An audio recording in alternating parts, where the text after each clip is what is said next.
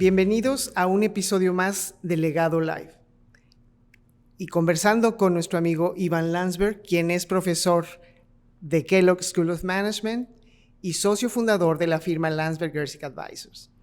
Bienvenido, Iván. Gracias, María. Me gustaría que conversáramos en esta ocasión sobre esta temática de liderazgo y podríamos aquí extendernos, pero dado el tema medular o el tema principal es la continuidad o lo que nos une, es cómo hablar de liderazgo y de gobernanza como dos funciones, dos actividades que son igualmente importantes y que hay que tomarlas muy en serio para garantizar una continuidad que quisiéramos ver por muchas generaciones. Bueno, mira, es un tema obviamente muy amplio y muy importante. La necesidad de la gobernanza, déjame empezar por ahí, surge cuando una empresa familiar empieza a cruzar las fronteras de la complejidad. ¿Qué quiero decir con esto? Cuando, por ejemplo, se pasa de un solo fundador a un grupo de hermanos muy grande, que muchas de las familias mexicanas son a nivel de hermanos, muy grandes a nivel de hermanos, y sobre todo cuando se pasa de los hermanos a los primos, ¿verdad? Entonces, ¿qué pasa en ese momento? Que la propiedad empieza a fragmentarse, es decir, hay un proceso demográfico importante, y se llega a una situación donde nadie le puede imponer su voluntad a los demás. Entonces pierdes, digamos, el esquema básico de liderazgo que puede haber sido muy exitoso en la etapa del fundador, ¿verdad? Pero ya empieza según te vas distanciando de ese momento en el tiempo, el reto significa cómo vamos a mantener unidos a los accionistas. Ahora, hago una pincelada sobre eso en el sentido siguiente.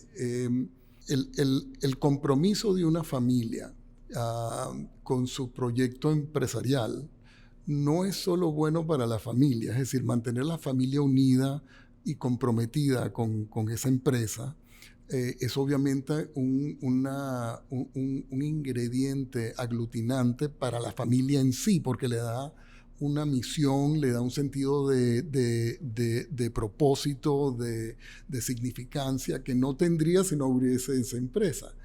Pero lo que se olvida muchas veces es que un grupo de accionistas unido es un gran recurso para la empresa. Es decir, es el capital más económico que esa empresa jamás va a recibir. Ahora, regreso a tu pregunta. Es decir, según se va abriendo ese accionariado, la necesidad de ordenar lo que ocurre por encima del director ejecutivo, o sea, del CEO, como diríamos, ¿verdad?, es cada vez más importante. Es decir, la organización de los dueños pasa a ser un reto estratégico para la continuidad de la empresa en sí, y que muchas veces se menosprecia o se desatiende, ¿no? O se ignora porque no se conoce por qué es importante invertir tiempo en eso. Entonces resulta ser que es una ventaja competitiva importantísima para el negocio, y hay herramientas que conocemos para mantener a los socios unidos y comprometidos. La más crítica es las estructuras de gobierno, ¿verdad? O sea, un buen consejo, un consejo de familia, una junta de accionistas bien llevada con profesionalismo y disciplina, unas normas y unas políticas que hagan explícitos cuáles son los valores de los dueños, cuál es su propósito, es decir, por qué están metidos en la empresa, y luego traducir esas políticas a acciones puntuales que mantengan un balance entre los intereses de la familia y los intereses de la empresa. Entonces, el tema de cómo los líderes aprenden a inyectarle vigencia, rigor, disciplina a esa arquitectura de gobernanza pasa a ser un tema muy importante. ¿Qué pasa? Que en nuestros países latinos, ¿verdad?, el concepto de liderazgo que tenemos no es un liderazgo institucional. Muchos líderes son exitosos como líderes, pero no saben cómo gobernar. Entonces, el gran reto para toda una generación de líderes empresariales, y entre más grande y más compleja es la empresa, y entre más grande y más compleja es la familia, más se hace esto un reto, es entender cómo ellos pueden darle vida a esa arquitectura y de nuevo, poderla utilizar al máximo y crear ciudadanía, en el buen sentido de esa palabra, entre sus propios accionistas para que ellos entiendan cómo está diseñado el sistema y por qué está diseñado de la manera que está diseñado. Es decir, no se puede asumir que los accionistas, sobre todo las futuras generaciones, cuando hereden las acciones, esas acciones no vienen con un manual de uso. Hay que capacitarlos para que entiendan esa labor. Entonces, en la vida de todo líder empresarial llega el momento en que él o ella tiene que hacerse la pregunta: ¿resuelvo yo o canalizo esta decisión a los órganos de gobierno para que ellos aprendan a resolver?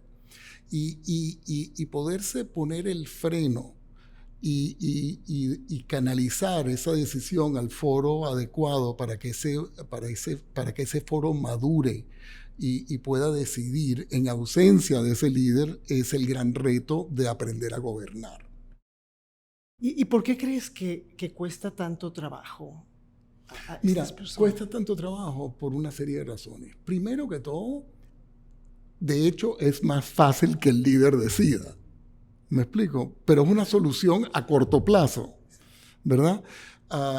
Es más fácil porque, mira, hay dos instituciones en la historia de la humanidad que han informado lo que sabemos de organizar personas: la Iglesia y el Ejército. Y ambas instituciones coinciden en que debe haber un solo líder al final del día, ¿verdad? Pero ¿qué pasa? Que cuando la propiedad empieza a fragmentarse, tienes que asumir de que no vas a poder replicar tener un líder absoluto. No puede haber otro papa o otro general que determine todo cuando los accionistas son muchos, ¿verdad? Entonces caes en el dilema de cómo crear arquitecturas que sean funcionales.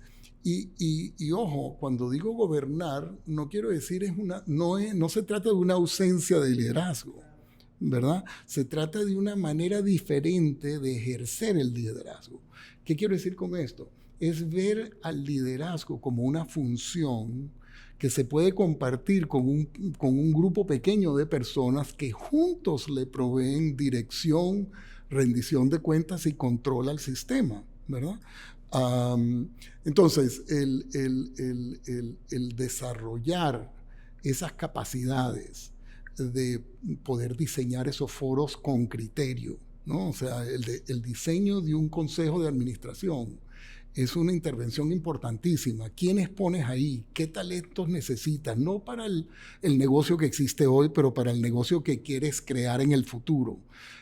¿Cómo creas un equipo de ese grupo de talentos alrededor de la mesa? ¿Cómo balanceas los roles de los independientes que puedes tener con los miembros de la familia? ¿Cuál es el papel del director familiar en un consejo de administración? ¿Y cómo lideras ese consejo para que pueda surgir como equipo y realmente potenciarse como órgano? Es toda una habilidad, y no es una habilidad que el líder típico que digamos, empresarial, el jefe, ¿no? Que el típico jefe tropical que va a la carga del primero encabezando la caballeriza en el ataque. No se trata de eso. Y ese en el mundo latino es el esquema, digamos, el arquetipo que tenemos del líder. Es el héroe de la película. El líder heroico, ¿verdad? Cierto. Cuando para mí, perdona, el acto de heroísmo en realidad significa el saber institucionalizar la empresa que has creado. Ese es el gran reto. Y tú lo decías bien, no es algo sencillo. Sería más fácil no hacerlo, pero nos perdemos de todo esto. Y todo esto no solamente en la parte accionaria que mencionabas, sino hablabas de los mecanismos, de los órganos, y recién te escuchaba hablar del hardware y el software, y a mí me hace sentido por mi por mi profesión previa, ¿verdad?, de sistemas computacionales, y entiendo perfecto lo soft y lo hard.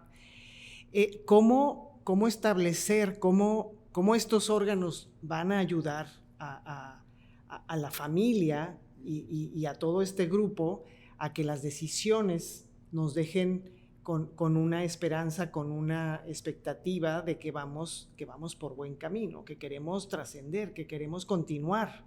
Entonces requiere de ciertos entendimientos que no están tan abiertos o tan explícitos, como es rendir cuentas, hacer que el negocio funcione, que alcancemos ciertos objetivos, pero objetivos que todos conocen. Cuando algunas decisiones más importantes, a veces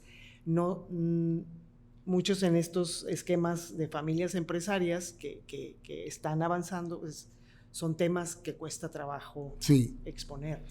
Mira, yo creo que hay una iniciativa importantísima que es la capacitación de los dueños en sí, ¿verdad? Por ejemplo, entender que hay múltiples roles que los dueños pueden tener, ¿verdad? Puede ser un dueño operativo que está involucrado con el management, con la gestión del negocio en sí. Puede ser lo que llamamos en inglés un governing owner, es decir, un dueño que solo se involucra a nivel de consejo, pero no a nivel operativo.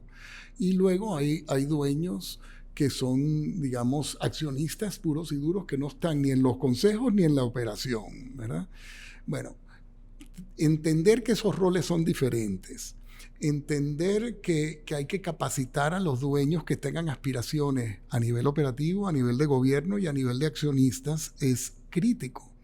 Y entonces toda familia tiene que abordar el tema de qué estamos proveyendo nosotros como institución, como familia, para que los que quieran, primero que todo, entiendan por qué es importante, ¿verdad?